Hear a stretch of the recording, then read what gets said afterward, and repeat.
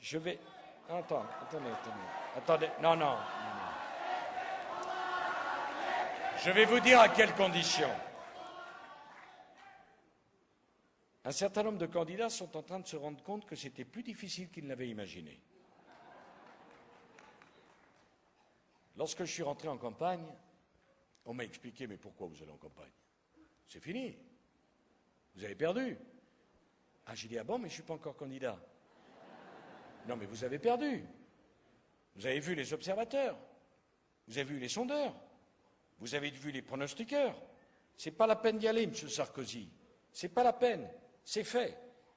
Et puis c'est vrai d'ailleurs. Parce que le lendemain, on m'a dit ça. J'ai vu un journal. Il y a M. Hollande qui disait, je suis le prochain président. Ah. Mais je me dis, mais là... Je me suis dit, mais... Il y a quelque chose qui a changé dans la Constitution de la Ve République. C'est plus les Français qui décident. On s'auto-désigne. Il suffit de dire « je suis » pour y être. J'ai été candidat. Je suis rentré en campagne avec la passion dont je suis capable. Et tout d'un coup, je vois que les choses commencent à changer. Et tout d'un coup, je vois que les mines commencent à s'allonger. Et tout d'un coup, je m'aperçois que certains qui étaient tout contents de faire campagne quand ils étaient tout seuls, ils trouvent que c'est plus compliqué quand je suis là. Oui, mais je suis là.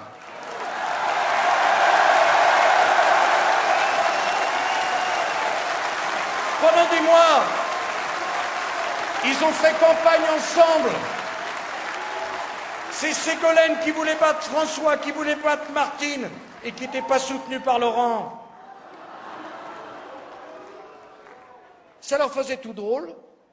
Ils discutaient entre eux, en famille. Et alors les sondages leur promettaient une réussite extraordinaire. Mais en même temps, je me disais, mais pourquoi ils ne font pas 100% pendant qu'ils y sont?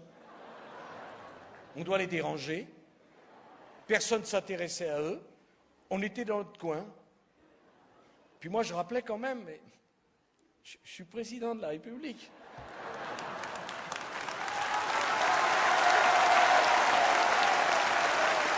Ils m'avaient oublié. C'était fini. Ils étaient tranquilles. Ils avaient fait un petit club. Le petit club des socialistes heureux.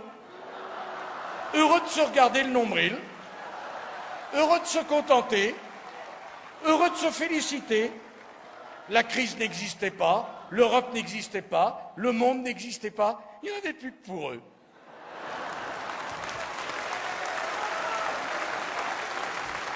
Soyons indulgents pour eux, imaginez ce qui se passe dans leur tête à la minute où je parle. Imaginez la migraine. Tous les matins, ils doivent se dire, mon Dieu, il est encore en campagne.